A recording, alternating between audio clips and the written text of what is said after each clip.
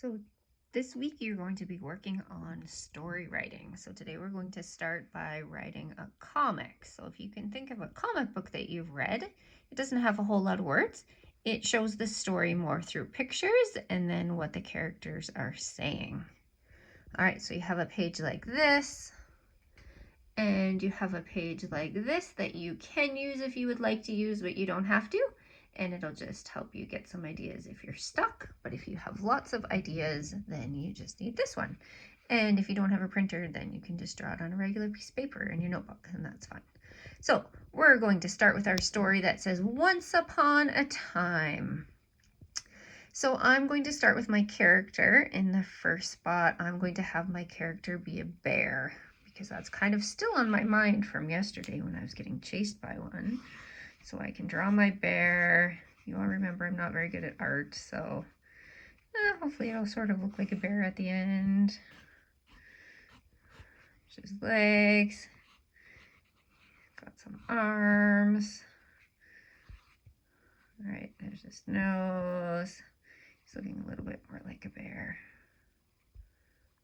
All right, so there he is. There is my bear. So once upon a time. So I'm going to add some background to this picture because then I know where he is. I know where the setting is.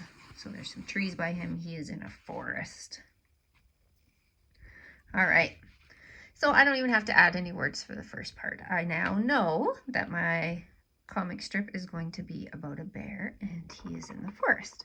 So let's move on to the next part. If I don't have an idea, I can roll my die. I got a 4. So over here, I'm going to look for where it says 4, and I can decide if I want a friend to arrive, or if my bear should sneeze, or if my bear would start dancing. I think a friend is going to arrive. So in the next section of my comic strip, I'm still going to have my bear. So here's my bear again. I can draw him. I'll try and do it quickly. I know you don't have all day to be listening to Mrs. Bedford. You have things to do. You have a comic of your own to write. So there's my bear. And his friend, let me think. His friend is going to be a bird. All right, so here's my bird. Of course, he needs a beak and an eye. There's his legs. There's one of his tail feathers and his wings. He's a flying bird. All right, so now that his friend arrived, I might want to add some words. I added some words to my second part, and the bear is saying, "Hello, friend." All right, moving on to the next part of my comic. I'll roll my die. I got a 1. All right, so it says, I can decide if my character is a boy or if my character is a girl, or I can make my character old. All right, well, let's say that my bird is old. So that'll be the next part. So you can tell that my bird has a bit of a problem as well. So the bear says, "How can I help you?" And the bird says, "I am too old to fly." So now you know what the problem is. I'm going to roll my die, see if that might give me an idea to come next. All right. So if I look over here above number 6, I can make my character sad, or I can make my character angry, or I can make my character happy. Well, I feel like if I was too old to do something, which, some days I feel like that, I would probably be sad out of those 3 things. So let's make this character sad.